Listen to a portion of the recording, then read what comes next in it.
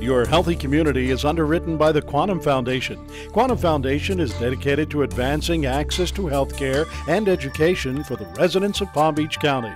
Quantum concentrates its mission in several areas to assure that all Palm Beach County residents have access to quality health care at reasonable cost, to improve quality of care, provide support for people with chronic health conditions, and to promote healthy communities and lifestyles through educational programming.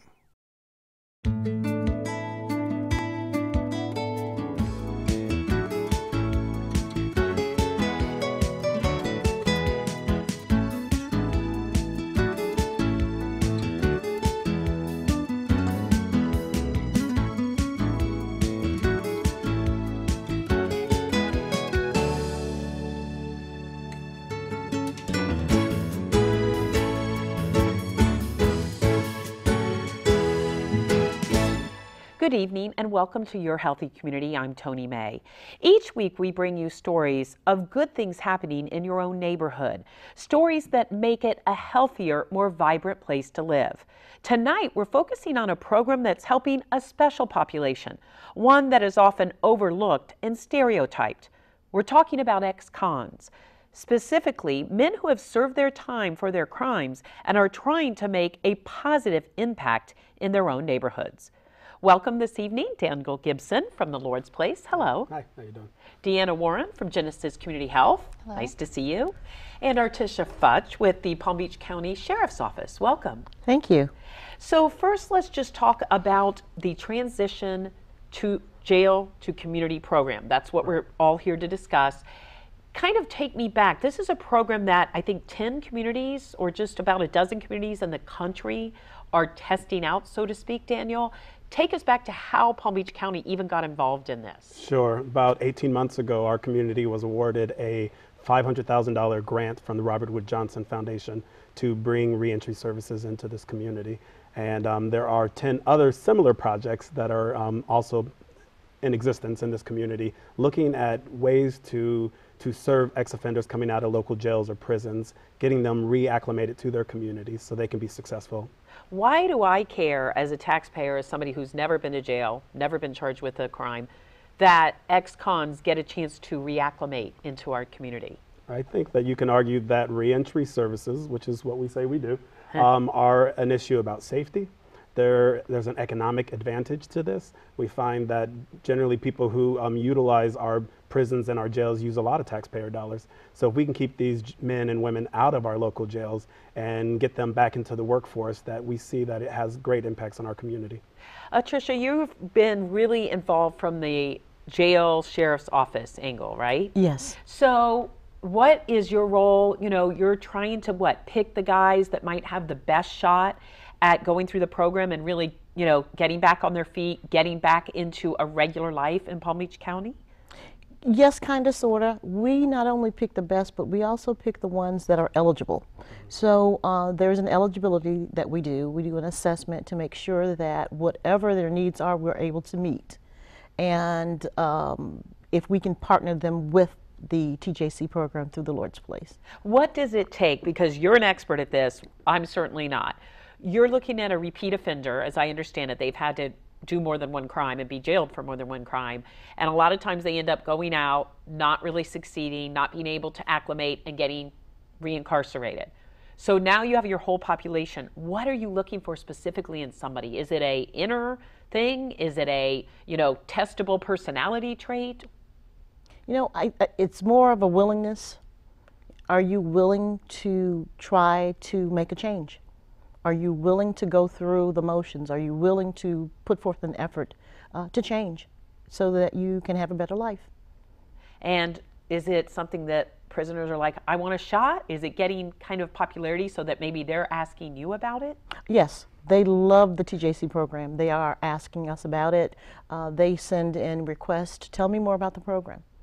Deanna, you're involved from the health angle. Yes. As a director of Genesis Health. Mm-hmm.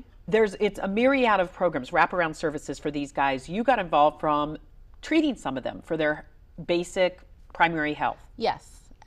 We provide primary care services for the individuals in the TJC program, and we also started providing psychiatric services for some of the men as well.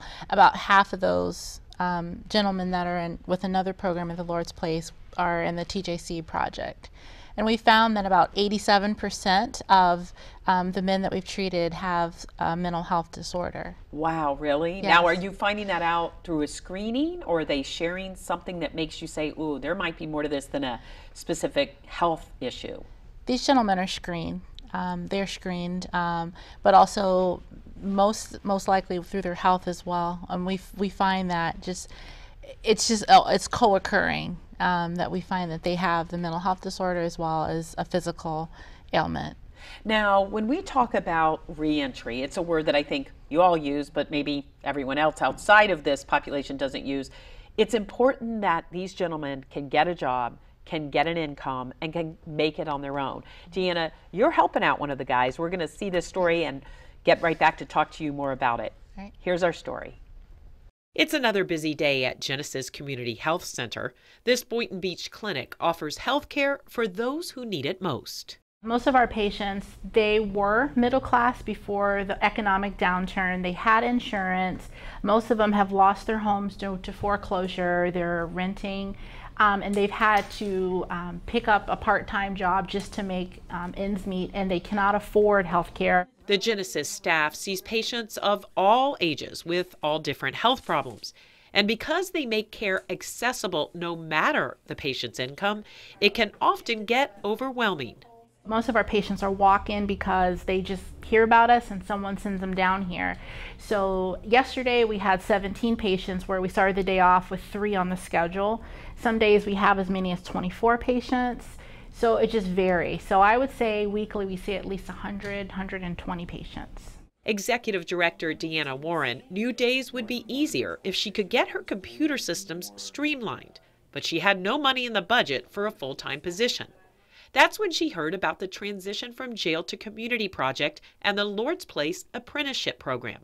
Tommy Petway just completed the IT training and was ready to work, but there was one catch. He just recently got out of jail. At first I was concerned, but after meeting him, my reservations went out the window. I believe in my heart that everyone deserves a second chance. I have a family member that recently was just released and he was incarcerated over 10 years. So I see his daily struggles, and I know that someone is working to give him a second chance, so why not do that here in our own community? Tommy isn't too excited about talking on camera. But as a patient at Genesis, he was familiar with the clinic's setup and staff. He says it's a good match. I consider myself an IT specialist, and what I do is the maintenance of computer hardware and software, and I pretty much do everything that comes through here computer-wise. The former jail inmate took little time in learning the system. In fact, his new boss says she expected a much tougher learning curve. The first day I gave him what I thought was a week's worth of work. He took that and nailed it in a day. So it's been wonderful because I would say he's on the top of his game, and he makes me more driven. Tommy doesn't talk about his past. Those running the Transition from Jail program say he has made tremendous strides, from someone who was shy and hesitant to take part in any of the services to a guy who gets up happy to go to work every day. The thirst to learn and to want to be better at my job and to own the job, as New Greener says. Tommy is just one example of the dozens in the TJC program who are praising its success.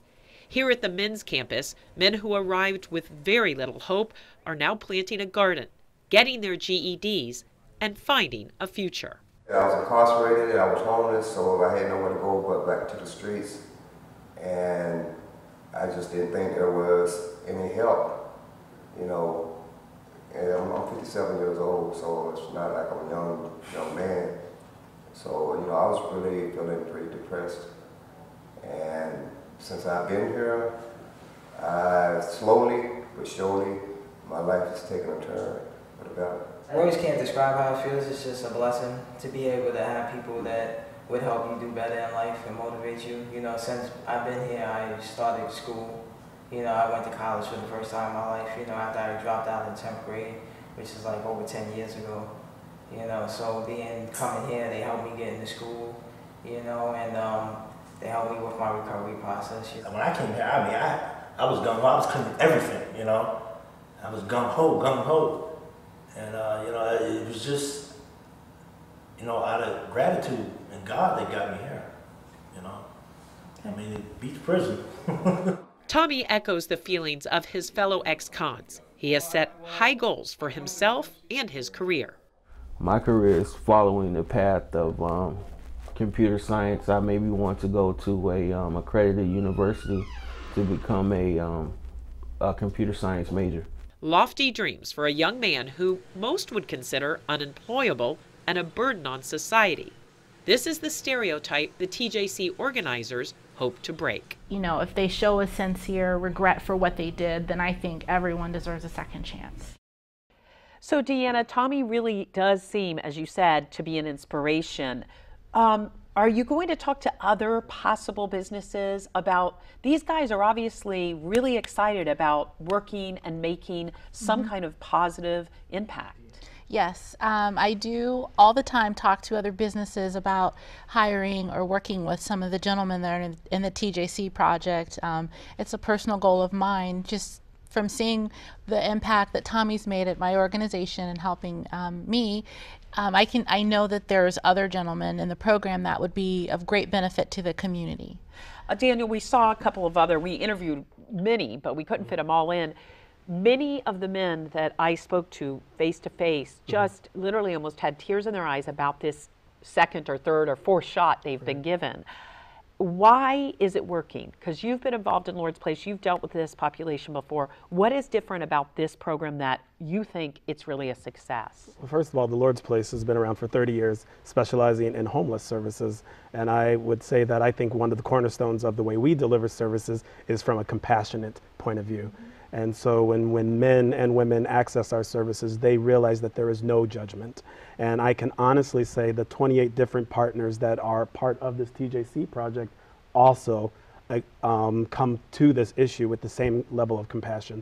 So I think when you see those tears in the eyes, this is, for a lot of these guys, the first time that people in the health fields are not judging them, are giving them an opportunity without seeing them through the lens of what the crimes that they committed.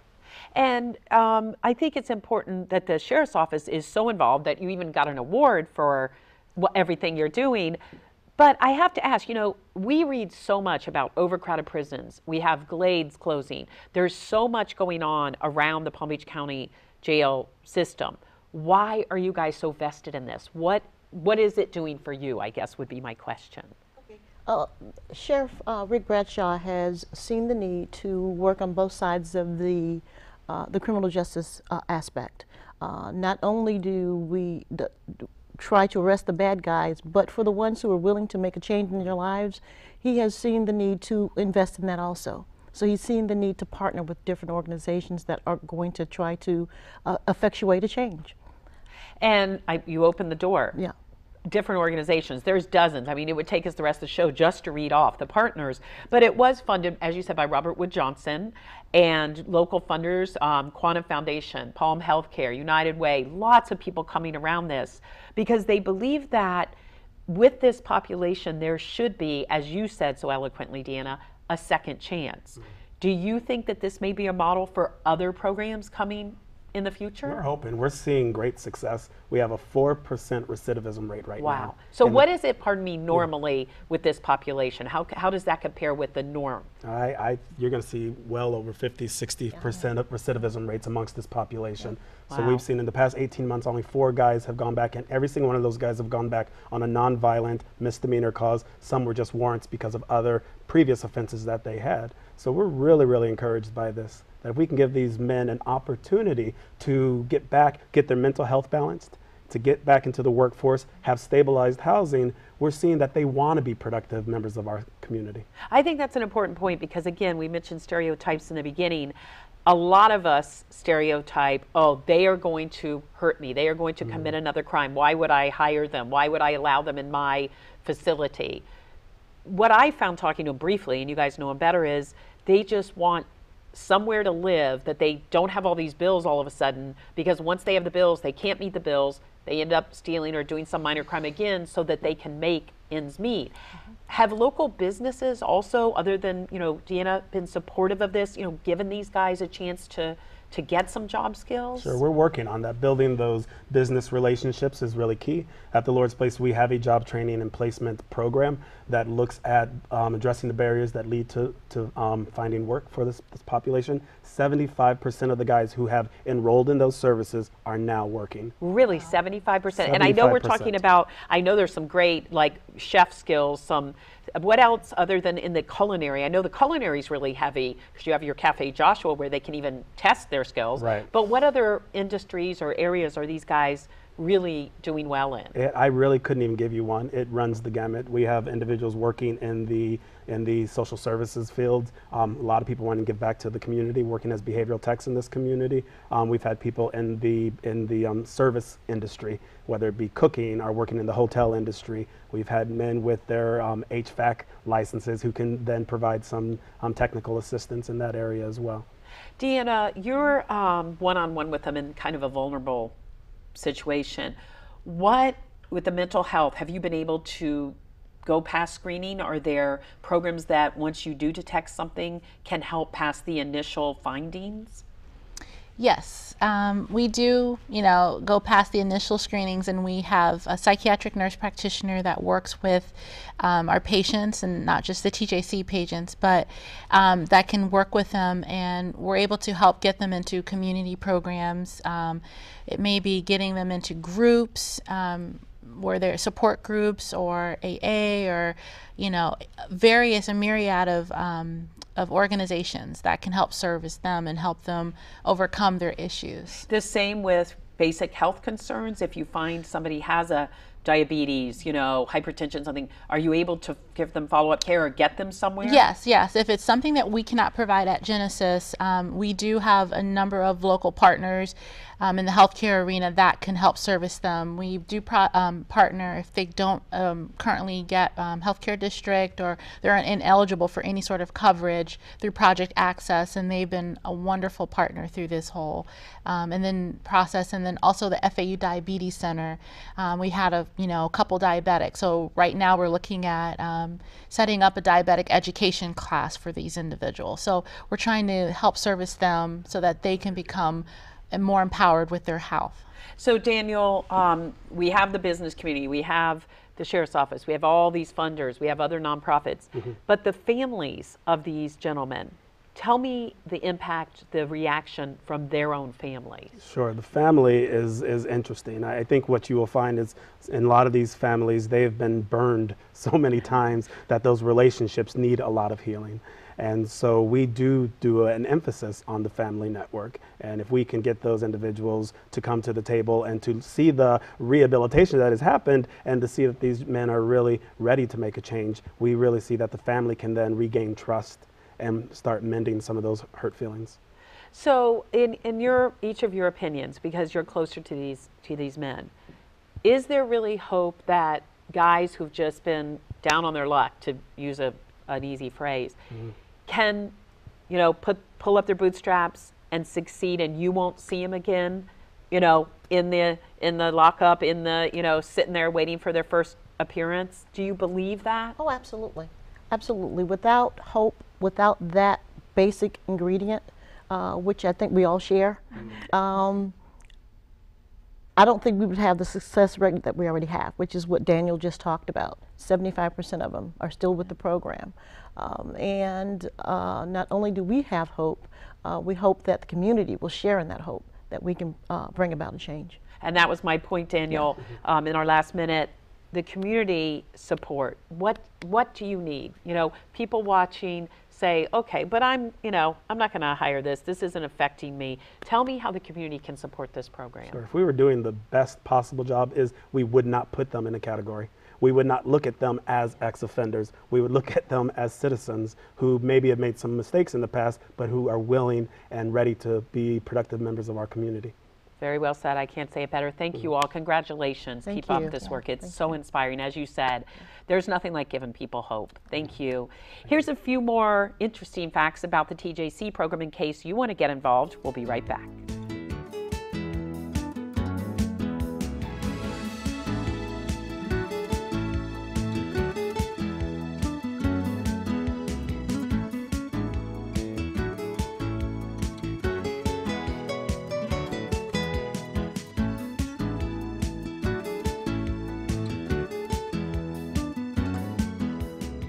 We turn our focus now to women's health.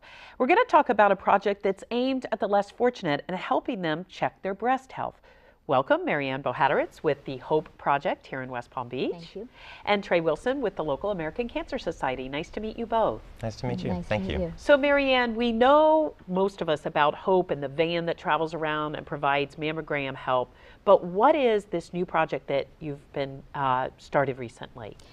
This is the second year of a program that we got a grant from the American Cancer Society to provide education at 3 area health departments for women that we don't actually have appointments with, that we're seeing inside of the facilities. So we are targeting women aged 25 and over, and what we're teaching them is we're teaching them about breast cancer, colorectal cancer, healthy eating, and healthy living. So we're giving them a lot of information from the American Cancer Society, and it's in those areas. And then we're also giving them a bag of healthy snacks, which would involve a bottle of water, some healthy cereal, a fresh piece of fruit, and some raisins or some craisins. So Trey, what is this all about? Like, why are you supporting something like this where it's kind of more of a education project rather than a hands-on medical help project? Well, the American Cancer Society wants to fund local organizations, and we work as a community-based, locally organized charity. And we feel that this is something that makes perfect sense, and that's why we align with the Hope Project for the program. Education is a very, very huge priority for the American Cancer Society, and making that available to everyone is part of our mission. So tie in, because I'm not educated, obviously, in this field, tie in the healthy eating with breast health and everything you do the other 364 days a week. Well, we feel that it's a total package. They need to learn how to take care of their bodies, not just their breasts, but their whole bodies, and it also involves their families. So the women need to learn how to healthy eating, healthy lifestyle, which includes exercise and physical activity as well. Well, so much research in both breast cancer and all types of cancer has been tied to the more exercise you get, you may lower your risk, depending on obviously the type of cancer. When 25 seems young to me, I guess that's where I kind of think, wow, is it that you're trying to teach young moms to teach their kids? Why? Well, in the beginning we thought we would target 40 and over, but when we actually got into the program, we realized that in the local health departments, families come in. So we decided to bring that age group down a bit, because all of those women that are 25 have mothers, aunts, grandmothers, so they can tell them about the breast issues, but also the colorectal issues, the healthy eating, and the healthy lifestyles as well.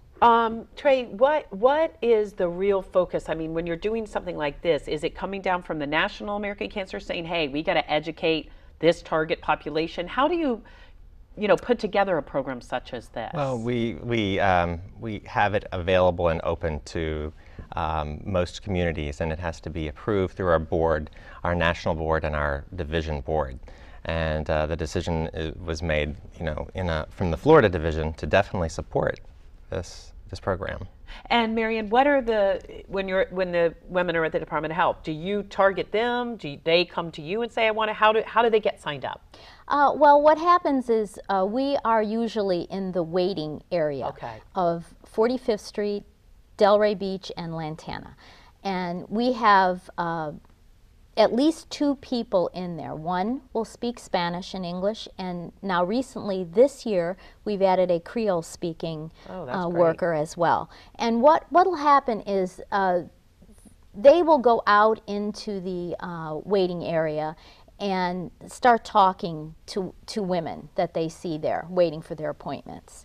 So they are actually going up to them, our workers. And are the women receptive? Are they a little hesitant? What's the reaction? Sometimes both. It depends. Now, if they're being spoken to in their native language, they're a little more receptive. We learned this last year when we started the program, and that's why this year we added the Creole speaking worker as well. Now, I know you're saying you're educating them. Is there any kind of follow-up? Do they get a card to, go to the American Cancer, Hope Van?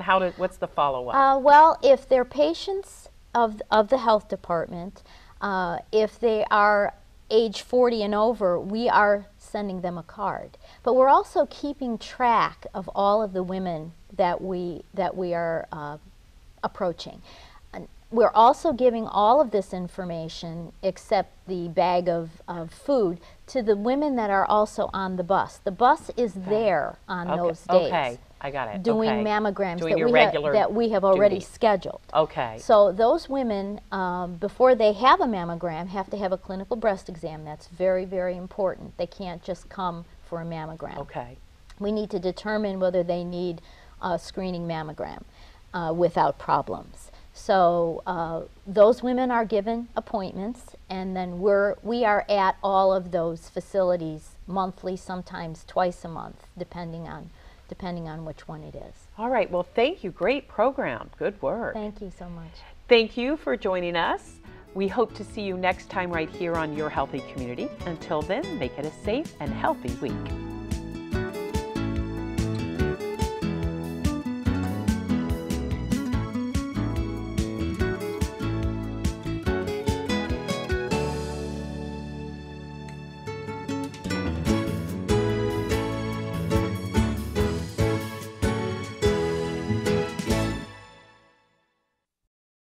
Your Healthy Community is underwritten by the Quantum Foundation. Quantum Foundation is dedicated to advancing access to health care and education for the residents of Palm Beach County. Quantum concentrates its mission in several areas to assure that all Palm Beach County residents have access to quality health care at reasonable cost, to improve quality of care, provide support for people with chronic health conditions, and to promote healthy communities and lifestyles through educational programming.